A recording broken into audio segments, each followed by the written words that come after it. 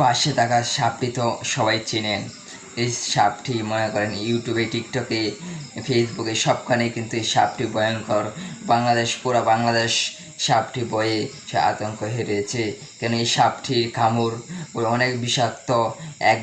মাত্র 1 ঘন্টার time, 60 minute টাইমের ভিতরে যদি মানুষ যদি চিকিৎসা এই সাপটির বৃষ্টি না বার করতে পারে তাহলে মানুষ মারা যাবে। সেটি সবাই জানিয়েছেন ডাক্তার। এবং দেখেন এই সাপটি ভয়ঙ্কর সাপ। সেই সাপটি কিন্তু ইন্ডিয়া থেকে এসেছে, ইন্ডিয়া পানি থেকে এসেছে, পানি দিয়ে এসেছে সাপটি, সেটি কিন্তু অনেকেই জানেন। তো এই সাপটি দেখেন, সাপটির অবস্থা, সাপটি একটি ভয়ঙ্কর সাপ। সাপটি মানুষ দেখলে মনে করেন সাপটি অন্য একটি সাপ মানুষ দেখে তাহলে কিন্তু এর থেকে ছড়িয়ে যাওয়ার জায়গা। তো এই সাপটি দেখে মানুষ দেখলে আর ভয়ঙ্করের মতো কামড় দিতে আসে। মানুষকে তারা মানে না, মানুষকে ভয় পায় না।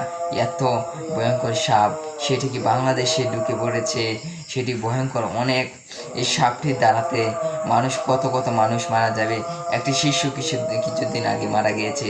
অনেকখানে ময়মনসিং একটি সাপ ধরেছে, জালের মধ্যে মারে ফেলছে, সেটি আপনাদের স্ক্রিনে দেখাচ্ছি। দেখেন এইভাবে যদি মানুষ যে ছড়ায়, দেখেন ভয়ঙ্কর। এইভাবে কয়েকদিন পর করোনা এসেছিল, আমাদেরকে আল্লাহ তাআলা আমাদেরকে রক্ষা করেছে। এবং দেখেন একটি সাপ এসেছে, এই সাপটি বলে 70 থেকে 80টা বাচ্চা দেয়। এখন আমাদের রক্ষা করার জন্য আল্লাহ তাআলা রক্ষা করতে পারে, সেই আশা আমরা করব। আমরা 5 ওয়াক্ত নামাজ পড়ব এবং আল্লাহর কাছে দোয়া চাইব আমরা যে ভালো কাজ করি, ভালো চলতে পারি এবং আমরা ভালো কাজ করেই যাব, কিন্তু অন্য কাজ করব না।